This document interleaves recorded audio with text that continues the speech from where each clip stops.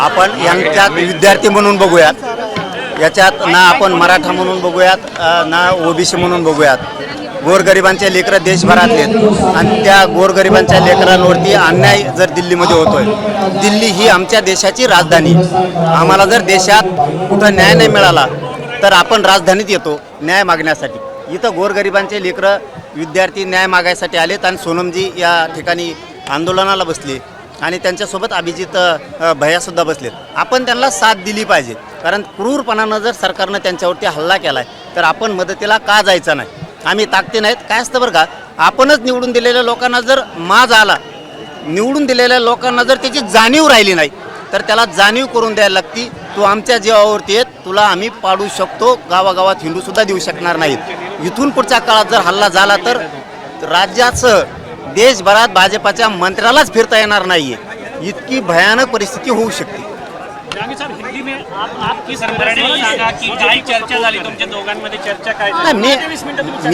मी आंदोलनाच्या संदर्भात सगळं जाणून घेतलं. सोनमजींची काळजी घ्या म्हणूनही सांगितलं. विद्यार्थ्यांनी शांत राहावं, याच ठिकाणावर शांत बसावं. आपण संसदेकडे जाऊ नये, कारण आंदोलन मोडण्याचा प्रयत्न करत असते. आज ह्या लेकरांची, या पोरांची, इथं पोरं बसले त्यांची तळमळ आहे आणि आपल्या एखाद्या निर्णयामुळं त्यांची तळमळ मोडू नये. शांततेत जर राहिलं तर न्याय मिळतो. आम्ही शांततेचं आंदोलन महाराष्ट्रात केलं. आम्हाला माहीत होतं शांततेच्या आंदोलनात किती ताकद आहे. हिंदी में थोड़ा सा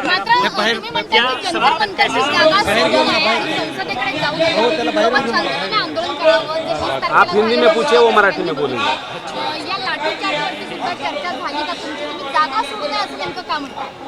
हे बघा, शांततेत आंदोलन करायला लोकशाही मार्गानं कोणीही रोखू शकणार नाहीये.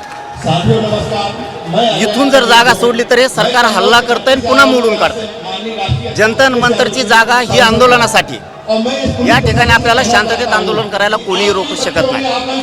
जर शांततेत आंदोलन करायचा रोखायचा प्रयत्न केला तर यांना आपल्या गावात येता येणार नाही, यांना आपल्या जिल्ह्यात, तालुक्यात येता येणार नाही. यामुळं त्यांना सांगितलं की शांततेत इथंच बसून करा.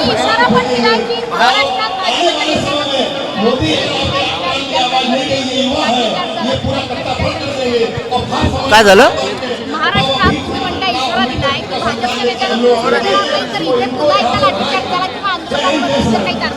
हे बघा, एवढी ताकद नाही त्यांच्यात. एकदा त्यांनी हल्ला केला, आता देश उभा राहिला या आंदोलनाच्या पाठीशी. फक्त कोणाकडून राजकारण होऊ नये, आमच्याकडून पण नाही आणि आंदोलकांकडून पण नाही. राजकारण नाही झालं, आपण विद्यार्थी म्हणून लढाई जर उभा केली तर लोक पक्ष सोडून देतील आणि या विद्यार्थ्याच्या पाठीशी उभा राहतील. चलो, धन्यवाद.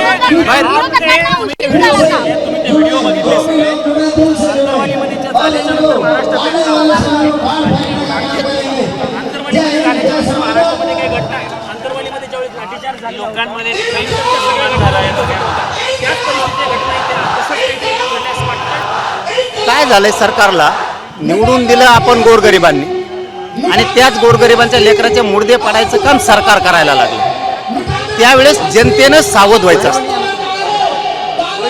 भाजप म्हणून चालत नाही, महायुती म्हणून चालत नाही.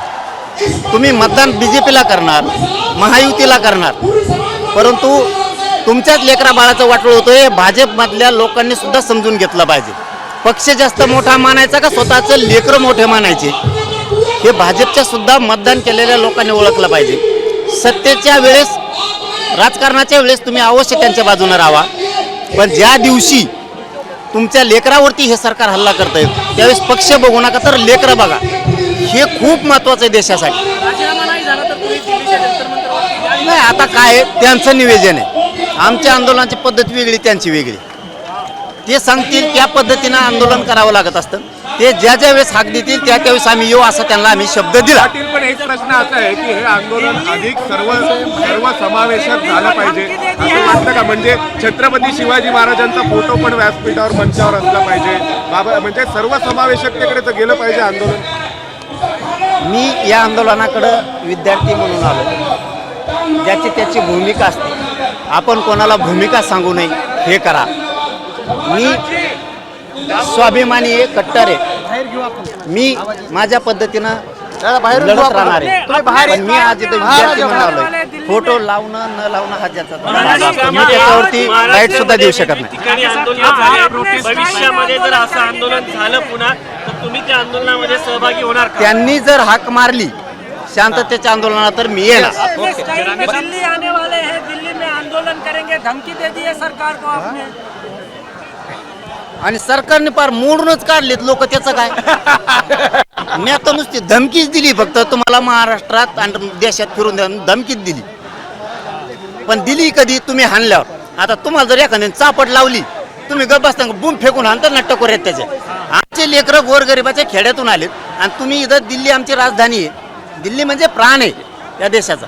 इथं तुम्ही आमच्या लोकांना जीव घालायचं सोडून दांड्याने मारायला लागला. तुम्हाला कशी सुट्टी देणार राव? निवडून देणारे आमचे मायबाप आहेत तिकडं देशात. आणि ज्या मायबापांनी निवडून दिलं त्यांच्याच पोरांना आणि पोरींना तुम्ही इथं मारायला लागलात. शांत बसणार कसे? क्षत्रिय मराठी आहेत आम्ही, शांत नाही बसू शकत. महाराष्ट्रात पण अरे, आंदोलन होईल याच्यावर. सॉरी हिंदी शिकलो का पहिली बाईट तुम्हाला महाराज.